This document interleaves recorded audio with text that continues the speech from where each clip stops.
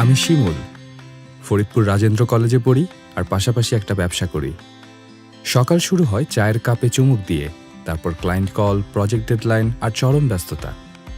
শহরের এই ভিড়েও নিজের গতি খুঁজে নেই আমি। এই গতি ধরে রাখার পেছনে আছে আমার রাইড। প্রতিদিন ক্লাসে যাওয়া আসার দৌড়ঝাঁপ আর ক্লাস শেষে বন্ধুরা মিলে আড্ডা আর একটু বাইকে বেরিয়ে পড়া, এই মুহূর্তগুলোই জীবনকে একদম ব্যালেন্সড ও ফুরফুরে ফিল করায়। ঠিক যেন আমার বাইকটার মতোই ব্যালেন্সড ওয়েট। এই সময়গুলোই জীবনকে সহজ করে দেয়, যেমন আমার বাইকের হ্যান্ডলিং আমার রাইডকে করে দেয় একদম সহজ। এফআই ইঞ্জিনটা স্মুথ, অ্যাক্সেলারেশন একেবারে ক্লিন। এই ফিলিংটা বোঝানো যায় না, শুধু অনুভব করা যায়। আমার প্রথম লং রাইড ছিল নড়াইলে।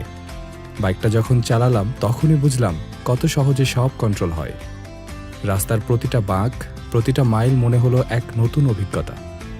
3 বছর পার হলেও মনে হয় এই বাইকটা সত্যিই ভ্যালু ফর মাই মানি। কাজের চাপ, সময়ের সীমা সব কিছুর মাঝেও রাস্তায় নিয়ন্ত্রণ ধরে রাখা জরুরি। তখনই বোঝা যায় ব্রেকিংটা কত রিলায়েবল, টায়ার গ্রিপ কত ডিপেন্ডেবল। যেন নিজেই বুঝতে পারে ছুটতে হবে কখন আর থামতে হবে কখন। প্রতিদিনের যাত্রায় এই বিশ্বাসটাই আমাকে চালিয়ে নেয়।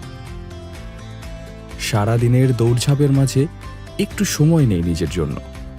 নদীর ধারে বসে মনটা হালকা করি, কখনো পাশে খেলা করা বাচ্চাগুলোর সঙ্গে দুটো কথা বলি। ওদের মুখে হাসি ফোটাতে একটা ছোট্ট চকলেটই অনেক। এই মুহূর্তগুলোই মনে করিয়ে দেয় রাইড শুধু গন্তব্যে পৌঁছানোর জন্য না, কখনো কখনো মানুষের কাছে পৌঁছানোর জন্যেও। Perfect blend of control, balance আর কমফোর্ট, যেটা প্রতিদিনের যাত্রার অংশ হয়ে গেছে। এটা শুধু বাইক নয়, আমার গল্পের অংশ, আমার প্রতিদিনের সঙ্গী।